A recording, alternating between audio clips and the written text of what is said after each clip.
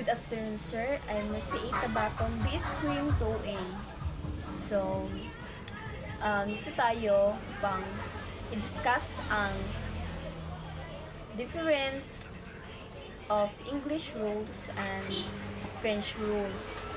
So, ang English rules ay ang pamalaan ng mga Ingles. So, that is the meaning ng English rules.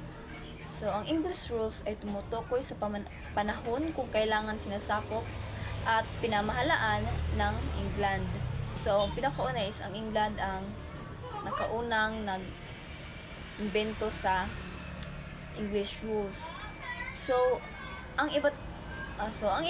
England, ang iba't ibang bansa, lalo na sa India, Myanmar, Malaysia, Hong Kong at iba pang pamahagi ng mundo. Like sa English, ginagamit din sa Pilipinas, England, sa buong mundo, ginagamit na ang English. So, ang paliwanag dito ay ang pamahalaan ng mga Ingles sa isang anyo ng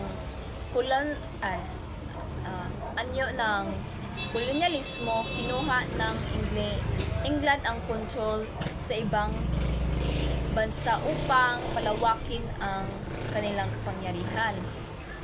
So,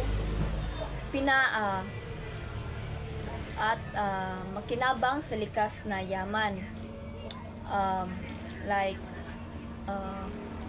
Palaganapin ang wikang Ingles at kultura, palakasin ang kalakalan.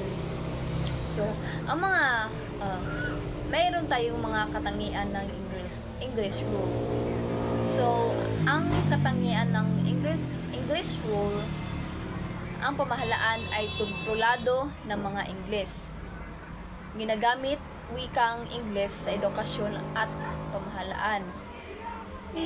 Pinakilala ang demokratikong sistema at mga batas ng English. Pinaburan ang mga Ingles kaysa sa mga lokal na pamamayan.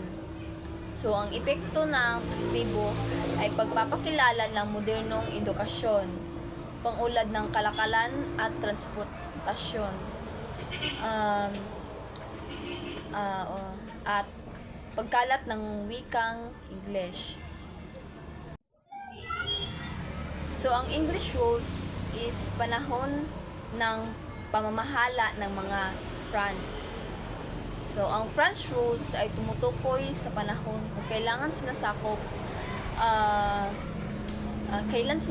at pinamahalaan ng France ang ilang bansa at teritoryo, lalo na sa Africa at Southeast Asia, gaya ng Vietnam, Laos at Cambodia.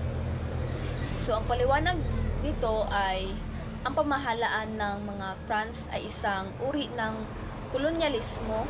So, ang ibig sabihin, kinukuha ng France ang kapangyarihan sa ibang bansa upang kontrolin ang pamahalaan nito. Gamitin ang likas na yaman, palaganapin ang kultura at wika ng France, at pagpapalaganap ng Kristyanismo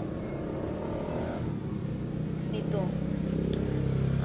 Mga katangian ng French rules, ang mga lokal na pinuno ay nilimitan o inalis sa kapangyarihan. Ang mga batas at sistema ng edukasyon ay ayon sa France. Yun yung sabi sa France. Yun yung batas nila. Tinuruan ang mga tao ng wikang France. Maraming mamamayan ang pinili magtrabaho at magbayad ng buwis. So, ang epektong positibo nito is pagpapakilala ng modernong edukasyon, like pag-unlad ng infrastruktura, kalsada, tulay.